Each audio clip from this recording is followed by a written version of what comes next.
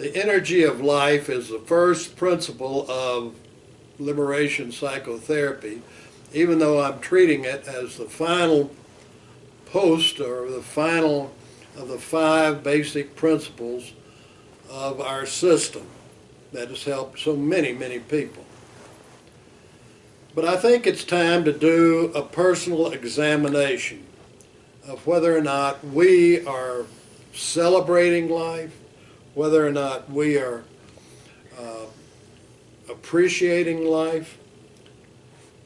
After all, as the little girl found out when she talked with her brother and her grandmother, we are all temporary citizens on this planet Earth, and are we using our choices that we do have? Yes, there's a lot of determinism from childhood, but we also have a massive brain, we have willpower. Are we using our choices to really appreciate and celebrate life? So I'm going to ask myself some questions. How is my soul? I've talked all along that psychotherapy is about healing a soul. Is my soul liberated? I would say not totally, but I've sure worked on it many a decade. I've worked on it in therapy, and my wife has squeezed my head daily for 38 years or so in terms of liberating my soul. Do I have curiosity like that little innocent girl, or like that beautiful woman who created Fernwood? Curiosity about the plants, curiosity about animals, curiosity about my fellow travelers on this earth. That's a sign of really affirmation of life. Do I have compassion? Because, as I said, those little kids in the Yale Cognitive Research Program show compassion. And I said that's what we want to get back to. Well, I would say I'm doing fairly well on that. Do I show love?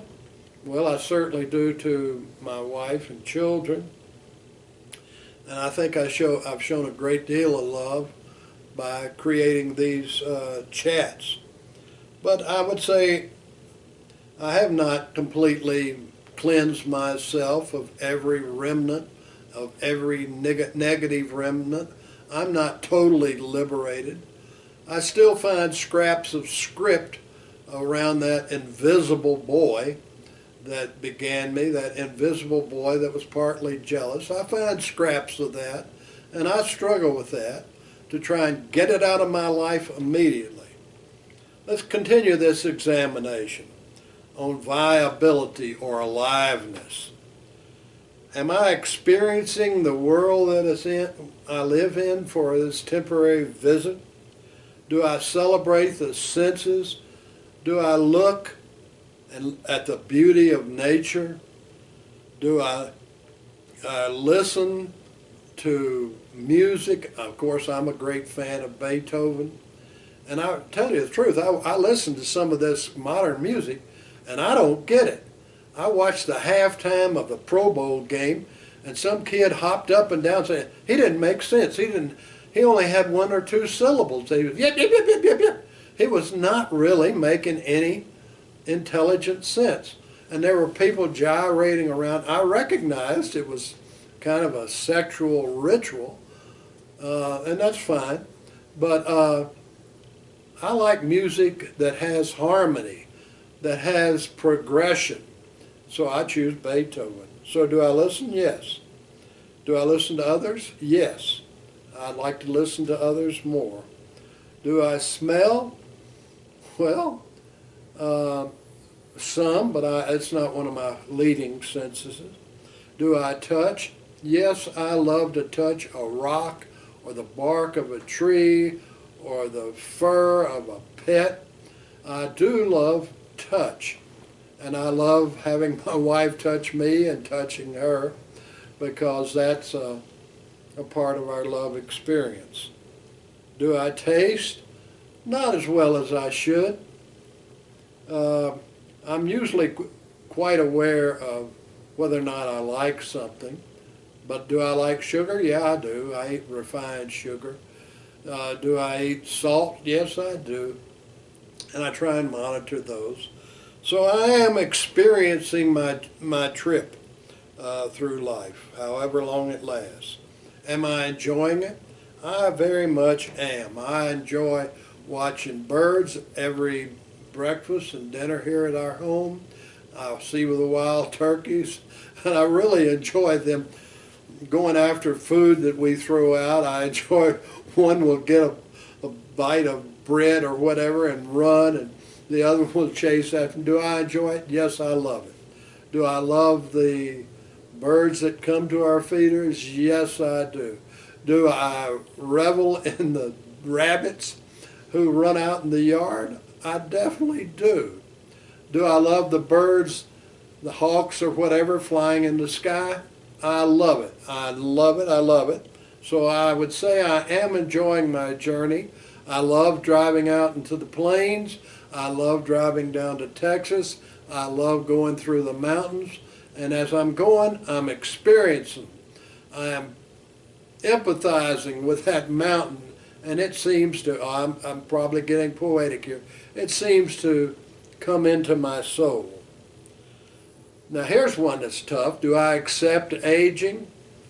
Well, I'd say that's a little tough because I don't enjoy my body falling apart, my knees, my heart, my shoulders, my fingers, my feet. I don't enjoy that, but I'm accepting it, but not gracefully. I'd say that. I'm not a graceful acceptor of age. I fight against it.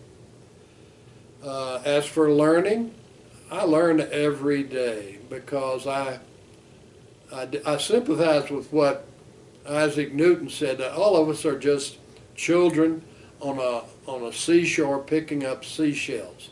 And yes, I try and pick up data or information from various sciences, archaeology, anthropology, biology, geology.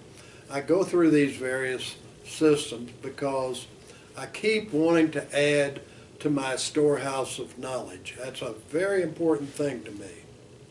Am I creating? Well, these chats are creativity. Am I working with wood, which I've done across the years? Some, and I have plans for other things. I've made various pieces of furniture. I've made sculptures.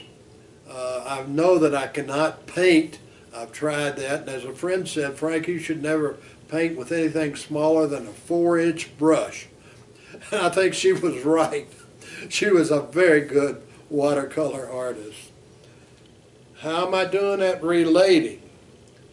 Well, one of the things that I regret in the culture of the United States is that elderly people are to be seen and not heard. You're supposed to nod at them.